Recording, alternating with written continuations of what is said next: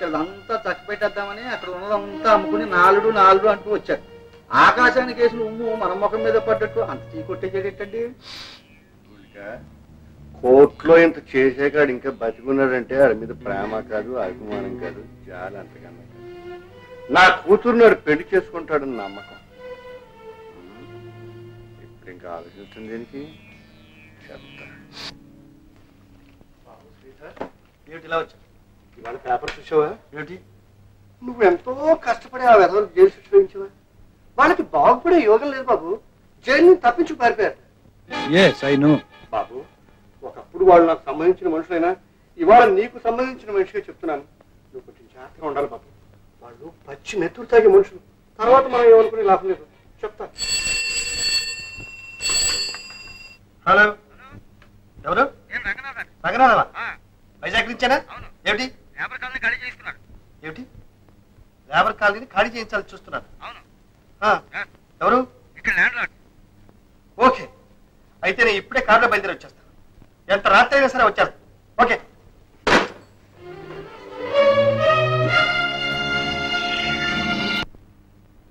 చిన్నబాబు, మీరు నాకింత చనువివ్వడం, మీతో పాటు సమానంగా చూసుకోవడం నాన్నగారికి తెలిస్తే ఏం చేస్తారు?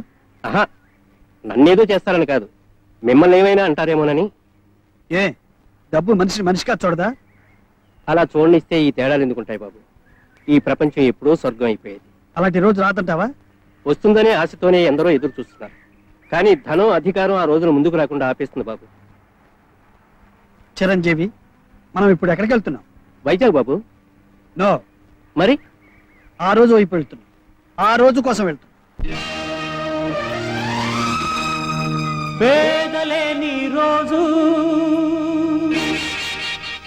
మహారాజు లేని రోజు,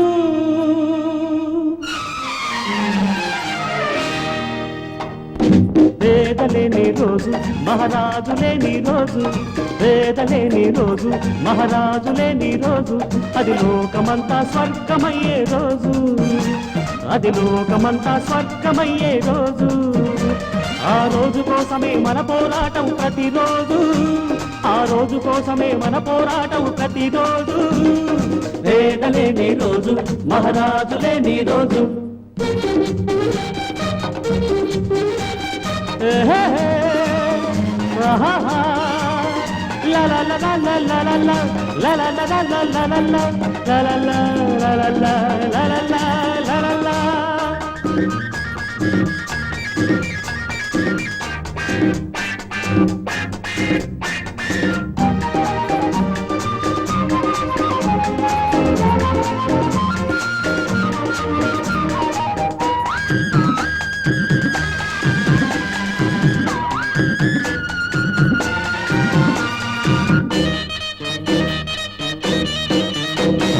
మనుషులంతా సమానమన్న మతాన్ని తేవాలి, అమానుషత్వం అరాచకత్వం నశించిపోవాలి, సమానతత్వం ప్రజాప్రభుత్వం సజీవమవ్వాలి, అనాథలోకం అనంత శోకం సమాప్తి కావాలి.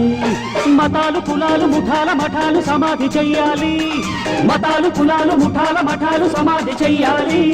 ఈ నిరాశ, ఈ అశాంతి, ఈ విషాదం, ఈ చరిత్ర మారాలి.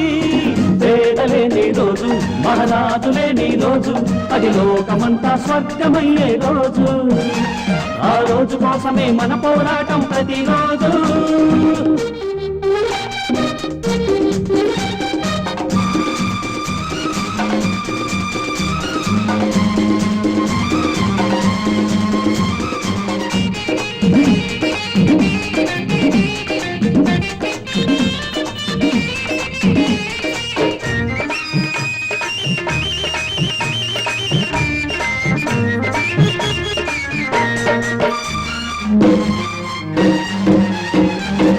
న్యాయమన్నది ఉన్నవారికే సొంతమైనది సంఘంలో, సత్యమన్నది చచ్చి చావక మూల్గుతున్నది మూలల్లో, స్వార్థమానవ రాజ్యాంగం నింపుతున్నది ప్రజాధనం, రాజకీయపు చదరంగం సాగుతున్నది దినం దినం, రోజు రోజుకొక వాగ్దానం,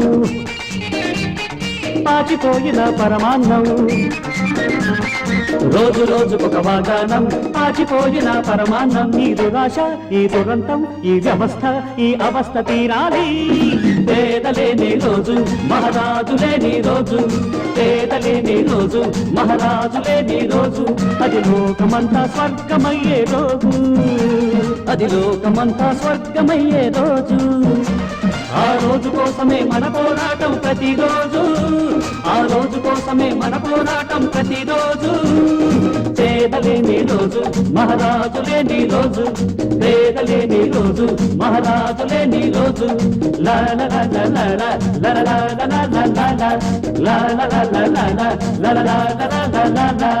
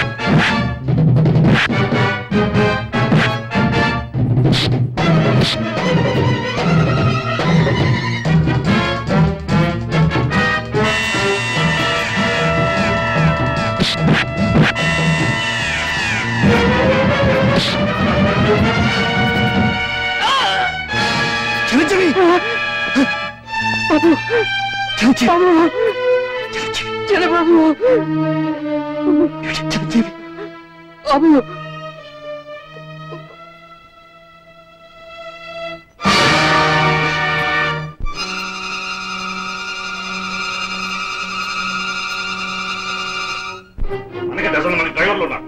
ఎవరిది ఏ ఊరో ఎక్కడి నుంచి వచ్చాడో వాడి కులం గోత్రం తెలుసుకోవాల్సిన అవసరం నాకు లేదు. మీకు లేకపోవచ్చు, ఆ అవసరం నాకు. చిరంజీవి నా కోసం అతని ప్రాణం బలిపెట్టాడు. కొంతమంది బతకడానికి పుడతారు, కొంతమంది చావడానికి పుడతారు. అది వాళ్ళ కర్మ. అయినా అర్థాలు వాడి గురించి విత్తవరే అయిపోతావేంటి? వాడికి వాడిన వాడి ప్రాణానికి ఒక 1000 రూపాయలు పిసిరాతలు పరిచే సరిపోతుంది. అవును, అతని బదులు నేను చచ్చుంటే తెలిసేది ఆ ప్రాణం విలువ. ఏమిటయ్యా మాటలు? అవునమ్మా, డబ్బు వల్లే మనిషికి విలువ అని ఆయన నమ్మితే ఇప్పుడు విలువ కట్టవలసింది అతని ప్రాణానికి కాదు, అతను కాపాడిన నా ప్రాణానికి. ఈ ప్రపంచంలో అందరికీ అన్నిటికీ ఒకే విలువ ఉండదు, ఉండకూడదు. నడివీధిలో చచ్చిన కుక్కని మున్సిపాలిటీ వాళ్ళు లాగే అవతల పారేస్తారు. ఒక మనిషి చచ్చిపోతే అంత తేలిగ్గా తీసిపడేస్తారు. అతను నమ్ముకున్న వాళ్ళకి కన్నవాడికి తెలుస్తుంది అతని ప్రాణం విలువ. అమ్మా, మనిషి విలువ తెలిసేది పాపిష్టి డబ్బు కాదు. ఆ పాపిష్టి డబ్బులో నేను పుట్టావు పెరిగావు మర్చిపో. అది ఇప్పుడే తెలిసింది. తెలిసిన తర్వాత ఆ పాపాన్ని కడిగేసుకోవాలి. ఏమిటి బాబు అంటున్నది? ఏ అర్థం కాలేదా? నేను సంపాదించిన పాపిష్టి డబ్బని, అది తనకు అక్కర్లేదని, ఈ ఆశతో పాటు నన్ను నిన్ను కూడా వదులుకుంటానని అంటున్నాడు. అంతేనా? చెప్పరా, నీ కన్న తల్లి అర్థం కాగలుగుతోంది, చెప్పు. మీరే చెప్పారు, మీకన్నా ఈ డబ్బు విషయాల్లో ఇంకెవరైనా ఏ గొప్పగా చెప్పగలరు. వస్తాను. నువ్వు ఆ శవాన్ని గురించి పట్టించుకోవడానికి వీల్లేదు. తండ్రిగా చెప్తున్నాను. నేను మనిషిగా చెప్తున్నా. నా ప్రాణాన్ని కాపాడిన అతని ఆఖరి రుణం తీర్చుకోవడం నా ధర్మం. వస్తాను.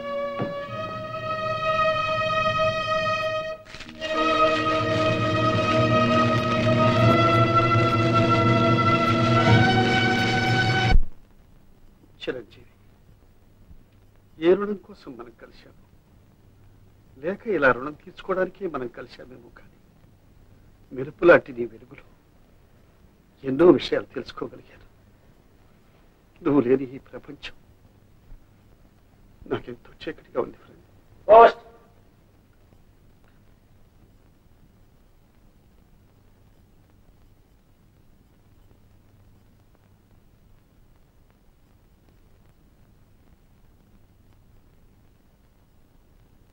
అన్నయ్య అందరూ క్షేమం. నువ్వు క్షేమంగా ఉన్నావని తలుస్తాను. అమ్మ నిన్నొకటే కలవరుస్తుంది. నాన్నకి ఇంకా నయం కాలేదు. మాకందరికి నిన్ను చూడాలనుంది. ఒక్కసారి రా అన్నయ్య. వచ్చేటప్పుడు నీకెవరో స్నేహితుడు చాలా మంచి ఆయన దొరికాడని అన్నది. ఆయన కూడా తీసురా. అమ్మ కూడా చెప్పింది. ఉత్తరానికి జవాబు నువ్వు రావడమే.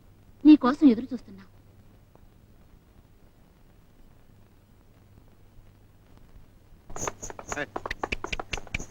చల్ చల్ చల్. ఓ ఓ సరళా, చిన్నోడా, అన్నయ్య వచ్చాడరా. ఏమండి ఏమండి, బాబు వచ్చాడు. బాబు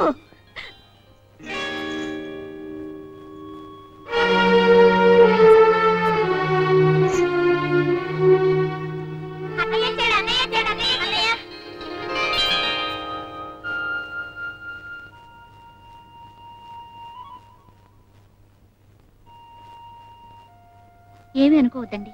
మా అన్నయ్య అనుకున్నావు. నేను మీ అన్నయ్య స్నేహితుడినేనమ్మా. ఆయన పంపిస్తేనే వచ్చాను. మా అబ్బాయి దగ్గర నుంచి వస్తున్నావా బాబు? అవునమ్మా. బాబు, ఒరే అబ్బాయి, ఎన్నాళ్ళకి వచ్చావురా? రాలేదండి, అబ్బాయి స్నేహితుడంట.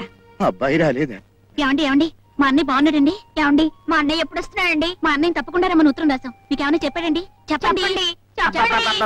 ఏమిటారా మీ ప్రశ్నల వర్షం? మీరును రాత్రంతా ప్రయాణం చేసి వచ్చారా? రా బాబురా. రా బాబు.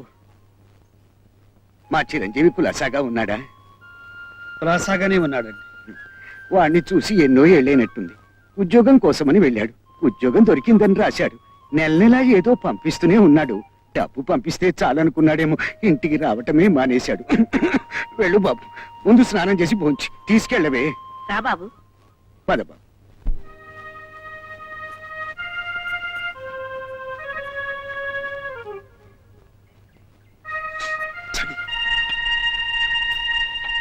ఏమిటమ్మా ఇది? సున్నిపిండండి. ఓహో, నీ పేరేంటి? సరళ. మీ ఇంట్లో సబ్బుంటే తెచ్చి పెడతా. మా ఇంట్లో సబ్బు వాడమండి. సున్నిపిండి. తలంటుకోవడానికేమో సీకాయ పొడి. ఓహో, సరే నువ్వు వెళ్ళు. త్వరగా స్నానం చేసి రండి. భోజనం రెడీ. ఏమండి, మా అన్నయ్య నన్ను హైదరాబాద్ తీసుకెళ్తానని చెప్పాడు.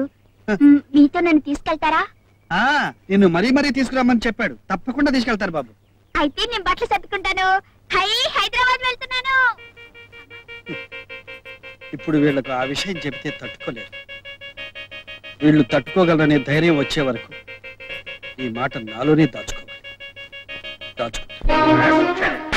చిన్నబాబు గారు అర్ధరాత్రి కూడా ఒంటరిగా నడిచి వెళ్తుంటే చూస్తూ ఊరుకుంటారా? లేదయ్య గారు, బాబు తీసుకొస్తాను పట్టుకెళ్ళి చెప్పాను. చిన్నబాబు గారు వద్దన్నారు. వద్దంటే మన ఇటున కాదు తీసుకుని వెంటనే వెనకాలని తెలీదు. నేను చెప్పాను అయ్య గారు, చిన్నబాబు వచ్చి అన్నారు.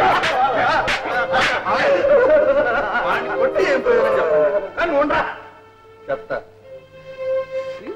వెళ్ళిపోతారని వాటికి మాత్రం ఏం చెప్తాను. ఎవరికి తెలుసు? నీకు తెలుసా? నాకు తెలుసా? మీకు తెలుసండి, ఇదంతా పాపిష్టి డబ్బని. ఈ డబ్బు నాకు అక్కర్లేదని వాడు మీతోనే అన్నాడు. ఈ పాపాన్ని బదిరించుకోవాలి, ఈ రక్తాన్ని కడిగేసుకోవాలని వాడు మీతోనే చెప్పాడు. అంత స్పష్టంగా చెప్పి వెళ్ళిపోతున్నా వాడిని మీరు ఆపలేకపోయారు. మీ అహంకారం, అధికారం అడ్డు వచ్చింది. రక్త కోసం తెగిపోతుందన్నా మీకు చిరుకు అనిపించలేదు. వెళ్ళని వాడే వస్తాడని వదిలేశారు. మీ సంపద చూసి ఎవరైనా చచ్చినట్టు పడి ఉంటారని, చచ్చినట్టు తిరిగి వస్తారని మీ ధీమా. మీ దృష్టిలో కొడుకైనా కూడవాడైనా ఒకటేనండి. మీరే నా బిడ్డ నాకు కాకుండా చేశారు. మీరే వాడిని ఇంట్లో వెళ్ళగొట్టారండి. వాడు ఎక్కడికి వెళ్తాడు? ఈ మధ్య ఎందుకో అదోలా ఉన్నాడు. మనసు బాగులే గట్టిగా వెళ్ళి ఉంటాడు. 4 రోజుల్లో తిరిగి వచ్చేస్తాడు. దీనికి ఎంత బాధపడిపోలాకే. రాడురా, వాడు నీతోనూ నాతోనూ తెగ తెంపులు చేసుకు పెడుతున్నాడని ఆయనే అన్నారు. అల్లోరు ముద్దుగా పెంచాను. నా బిడ్డ ఎక్కడైనా అవస్థలు పడుతున్నాడో ఏం చేస్తున్నాడు.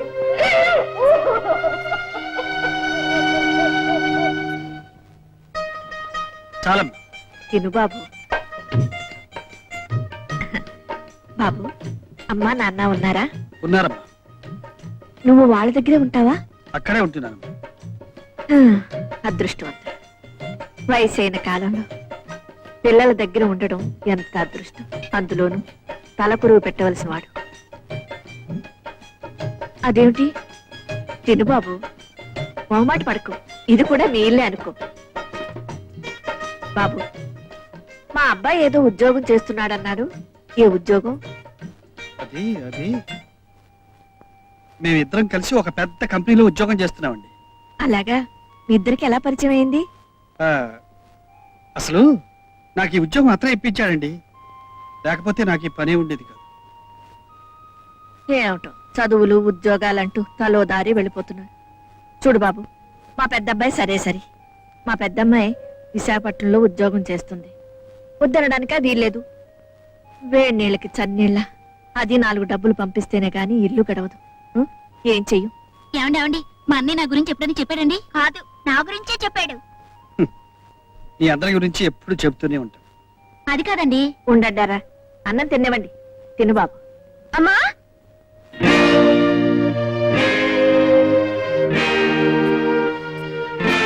లక్ష్మి, ఇదేనా రావడం? బాబు, మా పెద్దమ్మాయి. అక్కయ్య, అన్నయ్య ఫ్రెండ్. నువ్వు స్నానం చేసి రావే, అన్నం తిద్దు గాని. రాకయ్య, నీళ్ళు తొడతాను.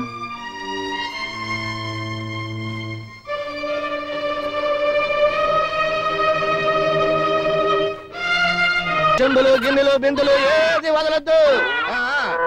మేఘాలన్నింటినీ వేసేసండి రా. అయ్యా కనికరించండి, అన్ని పట్టుకుపోతున్నారు. బాబు ఎవడేస్తాడు బాకీ నీ బాబు. పేదోళం అయ్యా, కనికరించండి. నన్ను అడుగుతారా? అదిగో అయ్యగారు వస్తున్నారు, వెళ్ళి అడగండి. రండి రా, రండి.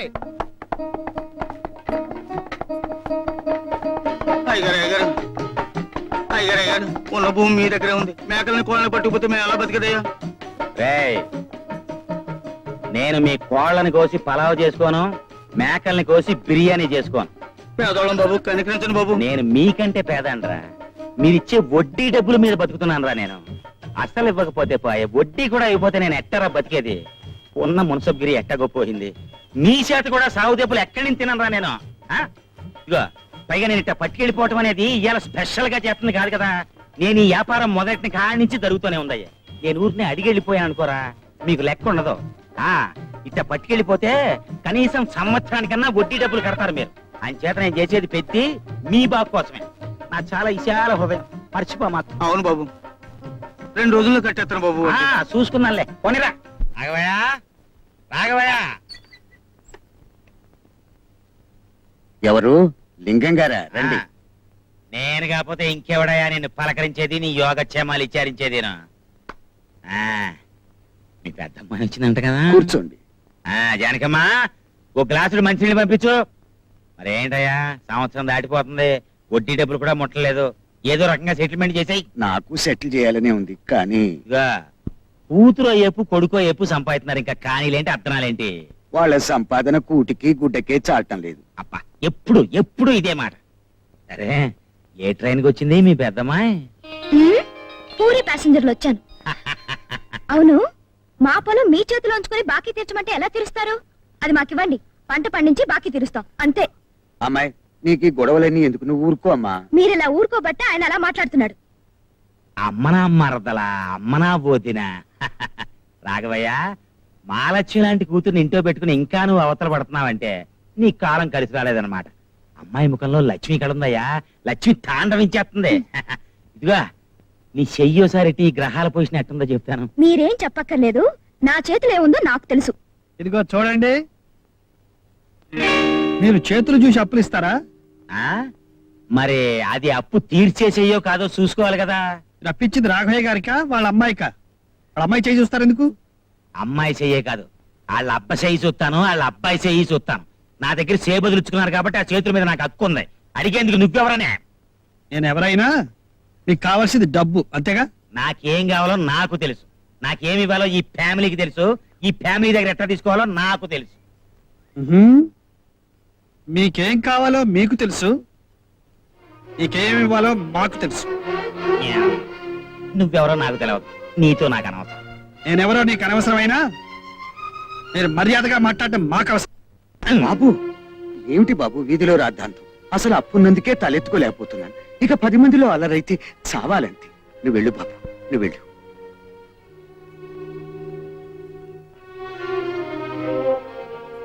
లింగం గారు, నేను బతుకున్నదే మీ బాకీ తీర్చడం కోసం. ఇప్పటికీ మాట చాలా సార్లు చెప్పావు. ఈ ఒక్కసారికి అవకాశం. సరే, పండగ లోపల ఎట్లా తీరుతారో ఏంటో బాగా ఆలోచించుకోండి, లేకపోతే నేను ఆలోచించి కబురు చెప్తాను నీకు. అసలు నాకు చాలా విశాల హృదయం అయ్యా, అదే నా బలహీనత. ఈ రోజు అటు ఇటు తేల్చేద్దాం అనుకున్నాను, కానీ పరాయి మడిచి ముందు నీ పరువు నిలబెట్టడం నా బాధ్యత కనుక వెళ్ళిపోతున్నాను. అది ఈసారి మనం కలుసుకోవడం సెటిల్మెంట్ దగ్గరే. అక్కడ కూడా తేడా వచ్చిందనుకో నా విశాల హృదయంలో నీకు చోటు ఉండదు. అది ఇప్ప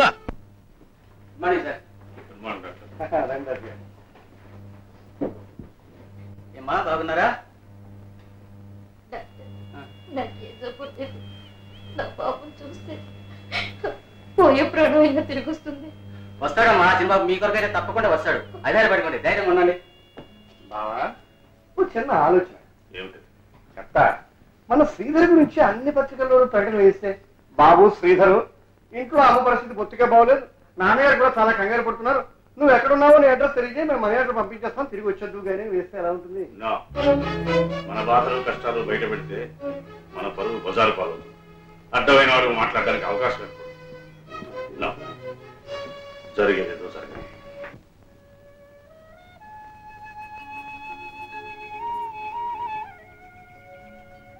ఏమిటండి పండగ పూట ఇలా కూర్చున్నారు? లేవండి, లేచి తలంటుకోండి. వాడు లేకుండా పండగ ఏమిటి? చూసావా, పండగ పూట కూడా వాడు రాలేదు. వాచ్ మీదే ఎక్కువ డబ్బు రాదు సాబ్. ఇదిగో ఇవన్నీ బంగారమేనండి. తాగట్కా అమ్మడానికా? అమ్మడానికేనండి.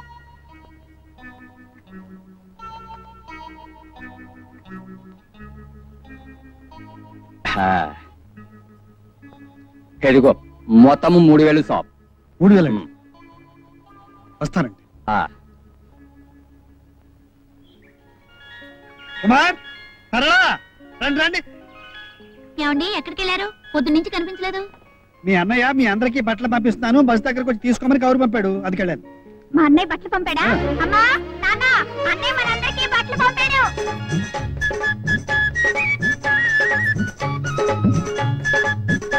అమ్మా ఇది మీకు, ఇది నీకు, ఓ ఇది నీకు. ఏమిటి బాబు? మీకిమ్మని చిరంజీవి పంపించాడు. ఆహా,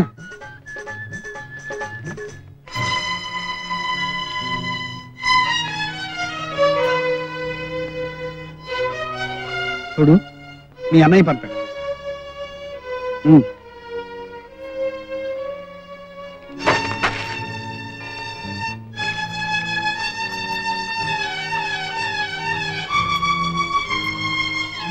ఎంత పొగరే నీకు! అన్నయ్య పండక్కి పంపించిన చీర విసిరి కొడతావా? నా ఇష్టం. ఏమిటి నీ ఇష్టమా? అవును. ఆగు. ఏమిటమ్మా ఇది? అన్నయ్య రాలేదన్న బాధ మాకు మాత్రం లేదనుకున్నావా? నువ్వు ఇప్పుడు చేసిన పని రేపు వాడు వచ్చాక తెలిస్తే వాడు ఎంత బాధపడతాడు?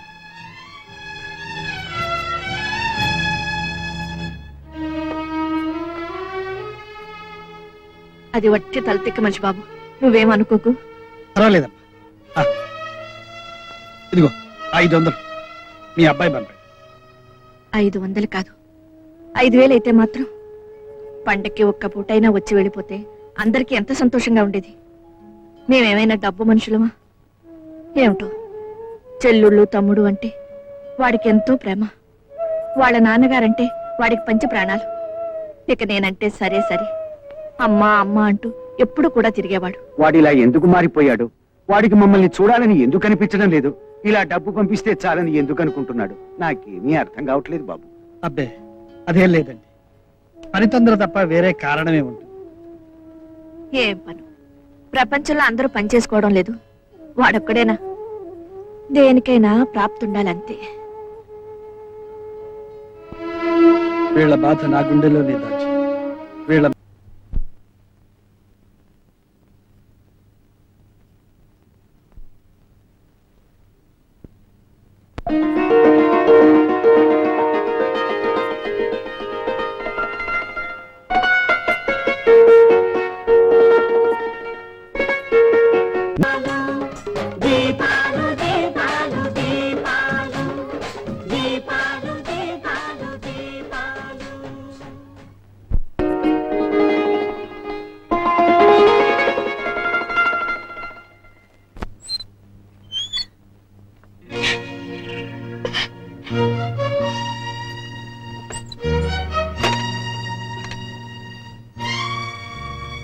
నీ అన్నయ్య అభిమానంతో పంపిన చీర విసిరికొట్టడం గొప్పతనం అనుకుంటున్నావా? నా అన్నయ్య పంపిన దాన్ని విసిరికొట్టే మూర్ఖురాన్ని కాదు.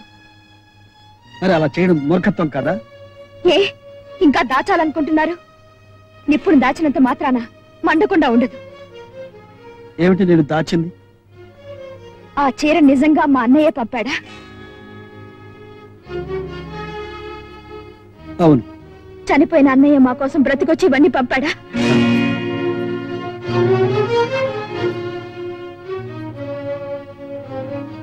అది నీకెవరు చెప్పారు? ఇదిగో మీ డైరీ. మా అన్నయ్య అన్యాయంగా హత్య చేయబడ్డాడని, మిమ్మల్ని కాపాడే ప్రయత్నంలో చచ్చిపోయాడని మీరు స్వయంగా రాసుకున్న నిజాలు. ఇప్పుడు చెప్పండి, మా అమ్మని, మా రోగిష్టు నాన్నని, ఆ పసిబిడ్డల్ని ఎందుకు మోసం చేస్తున్నారు? ఎందుకు ఇంత ఘోరమైన అబద్ధం చెప్పారు? నేను అబద్ధం చెప్పలేదు. నిజం దాచడం అబద్ధం కదా? కొన్ని నిజాలు ఎప్పుడు పడితే అప్పుడు చెప్పకూడదు. అందుకని అబద్ధం చెప్పి వాళ్ళకి లేనిపోని ఆశలు కలిగిస్తారా? లేదు. ఈ ఇంట్లో అందరూ మీ అన్నయ్య మీద ఉంచుకున్న ఆశలు, అతని చుట్టూ అల్లుకున్న ఊహలు ఒక్కసారిగా కూలిపోతే తట్టుకోలేక ఏమైపోతారో అని భయపడ్డా. అంతకు మించి ఆ తల్లి చూపే ఆప్యాయత, పిల్లల అభిమానం, ఈ ఇంట్లో నాకు దొరికిన ఆదరణ నా నోరు నొక్కేసి నన్ను మీతో చెప్పకుండా చేశాయి. లాయర్ కదూ, అబద్ధాన్ని సమర్థించటం మీ వృత్తి, నిజాన్ని తలెత్తకుండా పాతేయడం మీ ప్రతిభ. నువ్వు చెప్పేదానిలో ధనాపేక్ష ఉంది లక్ష్మి, కానీ ఇక్కడే ఉంది. నేను ఎందుకు నాటకం ఆడాలి? నాకేం అవసరం? నీ ప్రశ్నకు నీకు నువ్వైనా సమాధానం చెప్పుకోగలవా? కనీసం ఊహించగలవా? అక్కర్లేదు. ఇంకా ఏ ఊహలో నాటకాలు నాకు అక్కర్లేదు. మీరు పొద్దున్నే ఇక్కడి నుంచి వెళ్ళిపోండి. ఈ భయంకరమైన నిజాన్ని నా గుండెల్లో దాచుకోలేను.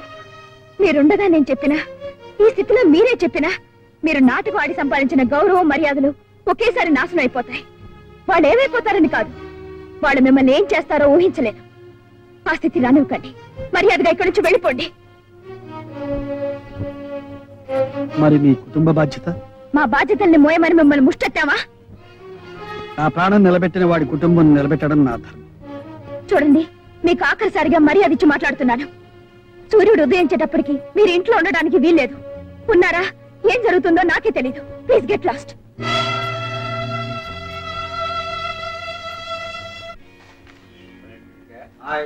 గాంధీ మన అప్పుడు ఒక ఆవు మరణయాత్ర పడుతుంటే చూడలేక దాన్ని తనే స్వయంగా చంపెట్టాడు.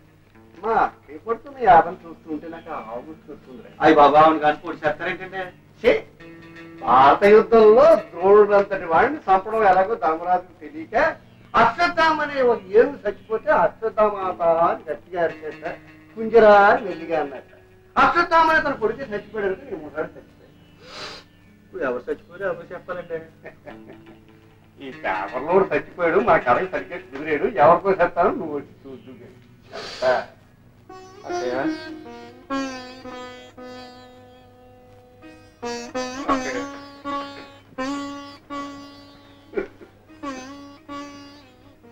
బాబు ఊరుకోండి, ఏమీ జరగకూడదని అంతా సవ్యంగా ఉండాలి. మన పుట్టించిన దేవుళ్ళందరికీ ఇంతకాలం మొక్కున్నాను, కానీ ప్రాణం జరిగిపోయింది. అవునమ్మా, ఆ విషయం తెలిసిన కానీ చరిగారు ఇలా ఏడుతూనే ఉన్నారు. ఏం కాలేదు కాలేదు కాలేదు కాలేదు.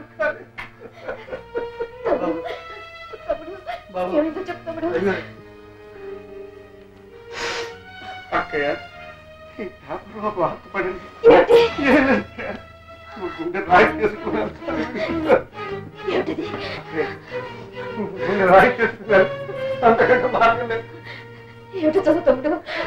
బిట్రగుంటకి 2 కిలోమీటర్ల దూరంలో రైలు పట్టాల మీద గుర్తు తెలియని కుర్రాడి శవం కనిపించింది. దొరికిన ఆధారాన్ని బట్టి పరిశీలిస్తే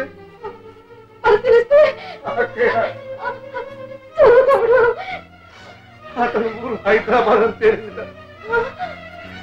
అతని పేరు పేరు పేరు శ్రీధరం తేలింది.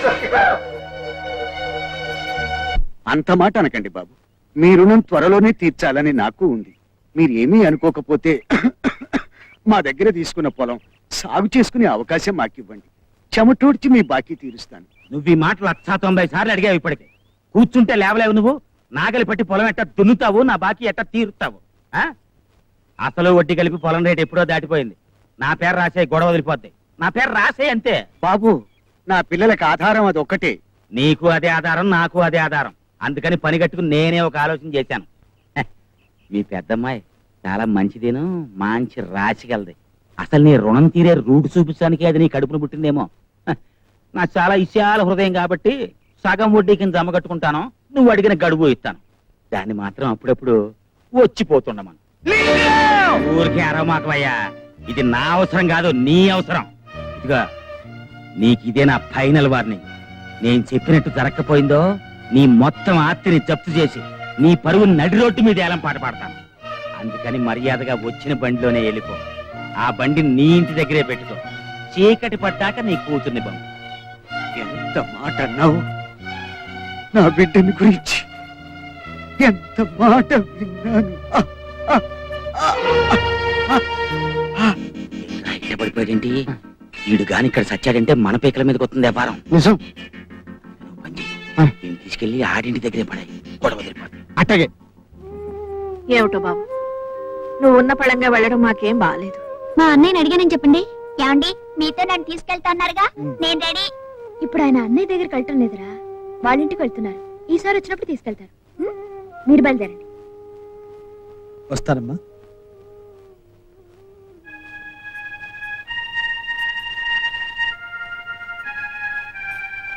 ఏంటి ఆగారు? మీ నాన్నగారితో ఒకసారి చెప్పెడదాము. మా నాన్న ఎప్పుడు వస్తారో ఏమో తెలియదు. మీరు ఆలస్యం చేస్తే బస్ దొరకదు. వెళ్ళండి.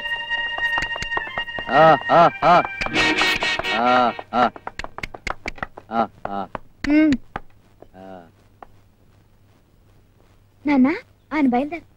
నాన్న నాన్న ఏమైంది నాన్న? అమ్మా అమ్మా, నా అప్పు తీరటానికి ఈ రాత్రికి నిన్ను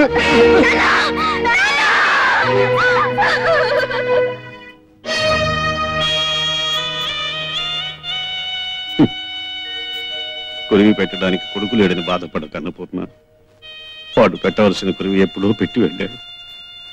ఇక ఈ కట్టెని కాటికి చెరవేయడానికి కదా, అందుకు నీకు నేనైనా ఉన్నాను. రేపు నాకెవరున్నారు అన్నపూర్ణ? నాకెవరున్నారు?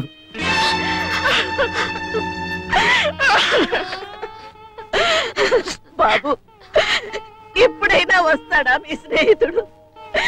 కన్న తండ్రికి తన కొరివి పెట్టడానికి బాబు ఒక్క టెలిగ్రామ్ ఈయన వచ్చి రుణమైనా తీర్చుకుంటాడు.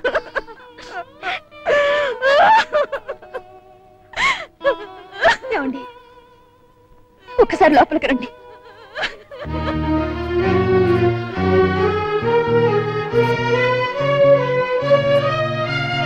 కొడుకు వస్తాడని కొరివి పెడతాడని ఆ తల్లి ఎదురు చూస్తోంది.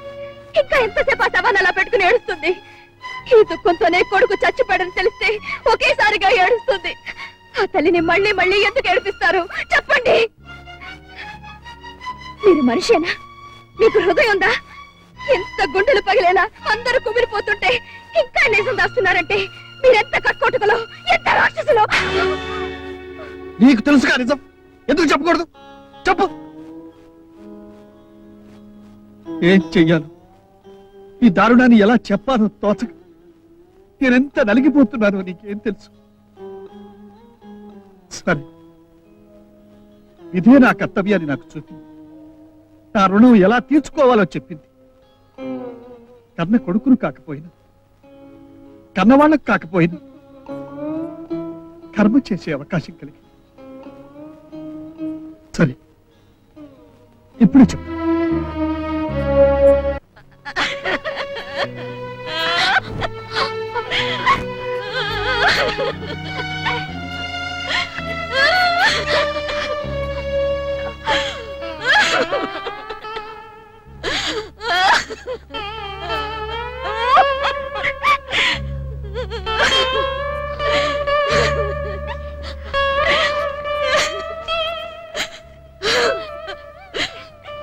బాబు, టెలిగ్రామ్ ఇచ్చావా? ప్రయోజనం లేదు. అంటే వాడు వాడు ఇప్పుడు కూడా తిరిగి రాంటావా? ఇప్పటికే కాదమ్మా, ఇంకెప్పటికీ రాలేడు. అమ్మా, 2 నెలల క్రితమే నీ అబ్బాయి మనల్ని అందరినీ వదిలిపెట్టి వెళ్ళిపోయాడమ్మా.